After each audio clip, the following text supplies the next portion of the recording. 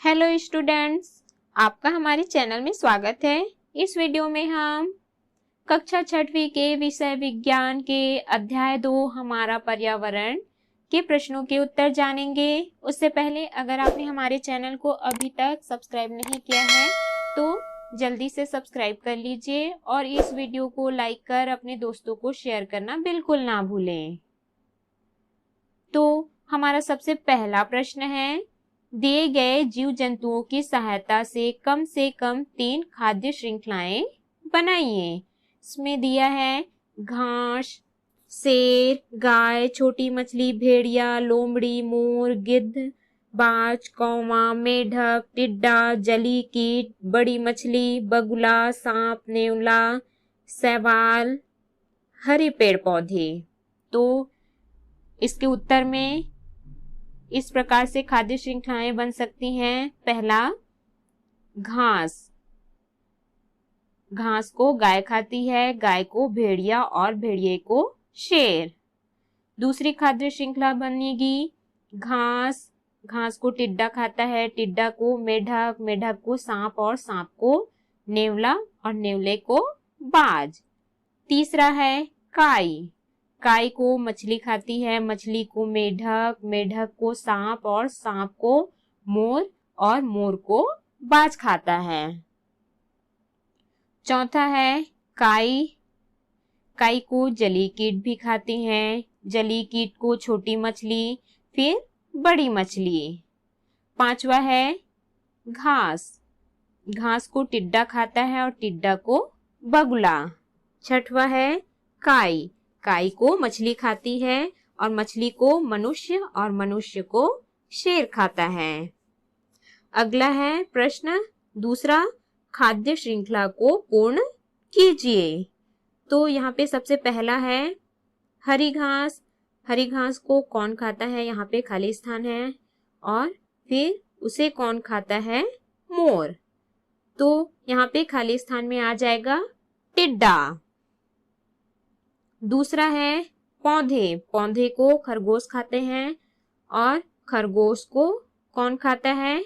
तो यहाँ पे खाली स्थान में आ जाएगा लोमड़ी। तीसरा है शैवाल, काई। काई को कौन खाता है? फिर उसे बगुला खाता है। तो यहाँ पे खाली स्थान में आ जाएगा जलीय कीट।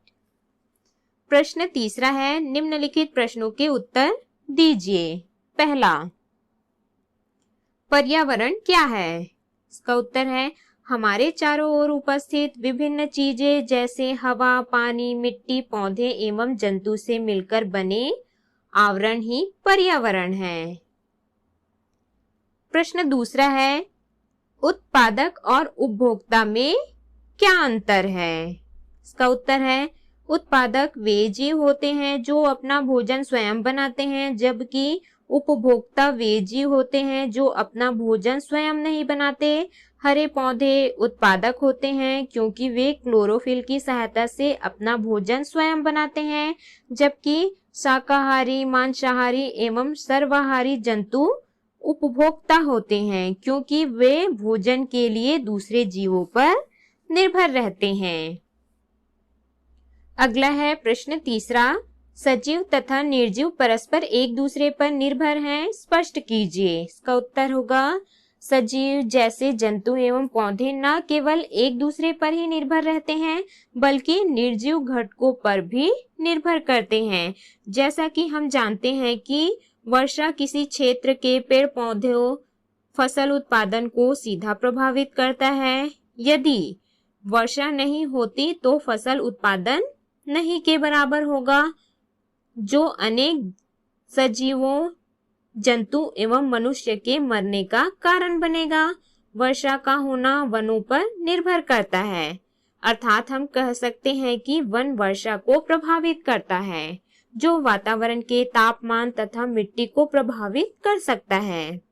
स्पष्टतः अधिक वर्षा हो तो अधिक पेड़ पौधे और अधिक पेड़ पौधे होंगे तो अधिक वर्षा होगी।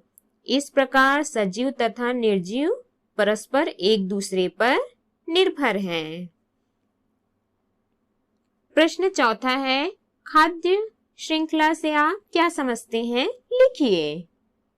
तो इसका उत्तर होगा सजीव भोजन निर्माण एवं उपभोग हेतु एक दूसरे से जुड़े रहते हैं। एक प्रकार का जीव दूसरे प्रकार के जीव द्वारा भोजन के रूप में उपयोग किया जाता है और स्वयं किसी अन्य प्रकार के जीव द्वारा उपभोग कर लिया जाता है और इस प्रकार एक श्रृंखला बन जाती है।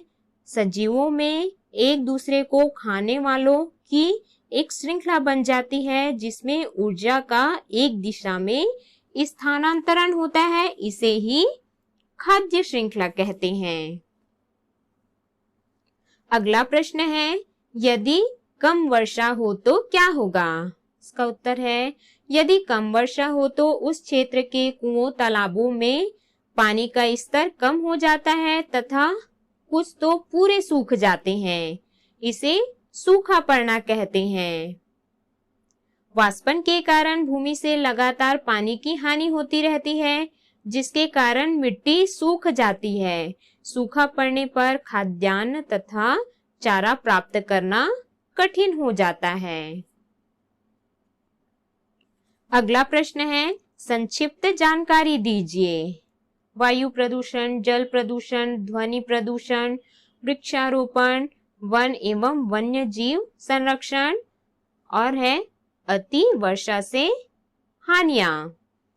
तो इसके उत्तर में सबसे पहला है वायु प्रदूषण। वायु जिसे हम सांस लेने की प्रक्रिया में उपयोग करते हैं वह विभिन्न कारखानों से निकलने वाली विषैली गैसों, वाहनों से निकलने वाला धुआं, कोयलों एवं विभिन्न ईंधनों के जलने से निकलने वाला धुआं आदि से प्रदूषित हो जाता है और जीवों के लिए हानिकारक बन जाता है। फेफड़ों की बीमारी जैसे टीबी, अस्थमा, ब्रोंकाइटिस आदि वायु प्रदूषण के कारण ही होता है। अगला है जल प्रदूषण। जब गंदे नालियों एवं गटरों का पानी, कारखानों से निकलने वाला विषैला पानी आदि नदी नालों में मिला दिए जाते हैं तब वे प्रदूषित हो जाते हैं।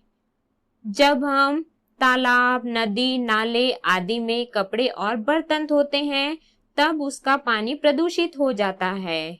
इस प्रदूषण से कई जीवधारी मर जाते हैं तथा मनुष्य और बड़े जानवर बीमार हो जाते हैं।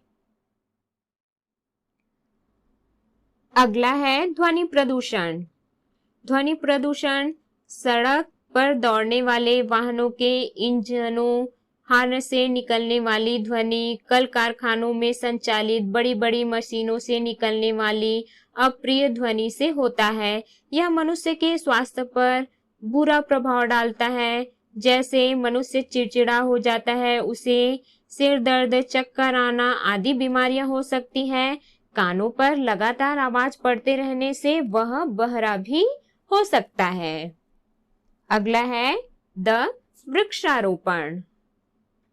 पर्यावरण का मुख्य घटक वन है।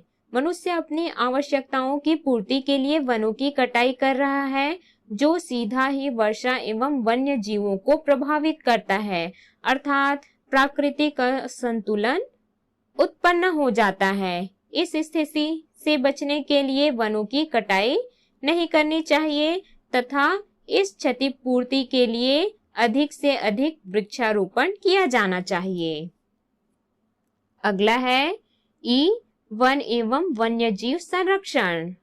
वन वन्य जीवों का प्राकृतिक आवास होता है। मनुष्य अपने जीवन स्तर को ऊंचा उठाने के प्रयास में प्रत्यक्ष व अप्रत्यक्ष रूप से वनों और वन्य जीवों को भी हानि पहुंचा रहा है। वनों की कटाई से वन्य जीवों का जीवन असुरक्षित हो गया है। वनों की कटाई से वन क्षेत्र की कई खाद्य श्रृंखला टूट जाती है जिससे प्राकृतिक असंतुलन उत्पन्न हो जाता है। वन और वन्य जीवों की सुरक्षा के लिए विभिन्न वन क्षेत्र को अभयारण्य और राष्ट्रीय उद्यान घोषित कर वन्य जीवों का संरक्षण किया जा सकता है। अगला है अति वर्षा से हानियां। अति वर्षा यानी भारी वर्षा से नदी नालों में पानी का स्तर बढ़ सकता है और यह फैलकर बाढ़ का रूप ले लेता है। बाढ़ से फसलों, पशुओं तथा मानव संपदा को हानि पहुंचती है और जब बाढ़ का पानी उतरता है तो बहुत से जल जीव कीचड़ में फंसकर मर जाते हैं। इस समय बहुत से रोगों के रोगाणु भी उत्पन्न होते हैं जो कई बीमारियां फैलाते हैं। अगला प्रश्न है, अपने आसपास पाए जाने वाले दो शाकाहारी मांसाहारी जंतुओं के नाम लिखिए। तो इसका उत्तर है, शाकाहारी जंतुओं के नाम है गाय, खरगोश, हिरण। मांसाहारी जंतुओं के नाम भेड़िया, बाघ, सिंह। अगला प्रश्न है, छत्तीसगढ़ राज्य में पाए जाने वाले पक्षियों एवं सर्पों की प्रजातियों के नाम लिखिए। तो इसका उत्तर है, छत्तीसगढ़ राज्य में पाए जाने वाले पहला पक्षियों की प्रजातियां हैं पहाड़ी मैना, कोयल, दूधराज, मोर, बगुला आदि। दूसरा, सर्पों की प्रजातियां नाग, करैत, अजगर और धामन आदि। प्रश्न 7वां है, वन्य जीवों की सुरक्षा के उपाय लिखिए। इसका उत्तर है, वन्य जीवों की सुरक्षा के लिए निम्नलिखित उपाय हैं। पहला, वनों की कटाई नहीं करनी चाहिए क्योंकि वन वन्य जीवों को भोजन एवं प्राकृतिक आवास प्रदान करते हैं। दूसरा, अधिक से अधिक पेड़ पौधे लगाकर वन्य जीवों के आवास में होने वाली कमियों को दूर किया जा सकता है। तीसरा है, वन्य जीवों के आवास एवं भोजन हेतु अभयारण्य और राष्ट्रीय उद्यान बनाया जाना चाहिए। चौथा है, वन्य जीवों के अवैध रूप से हो रहे शिकार को रोकने हेतु कानून बनाकर सख्ती से पालन किया जाना चाहिए। अगला प्रश्न है, बुधराम के अनुसार काला धुआं छोड़ने वाले वाहनों के चालकों पर जुर्माना किया जाना चाहिए। इस पर आप अपनी सहमति या असहमति कारण सहित लिखिए। इसका उत्तर है, बुधराम के अनुसार काला धुआं छोड़ने वाले वाहनों के चालकों पर जुर्माना किया जाना चाहिए। इस पर हमारी सहमति है क्योंकि वाहनों से निकलने वाला धुआं वायु को प्रदूषित करता है जो सांस के साथ शरीर में जाता है तो बेचैनी होती है और आंखों में जलन होती है।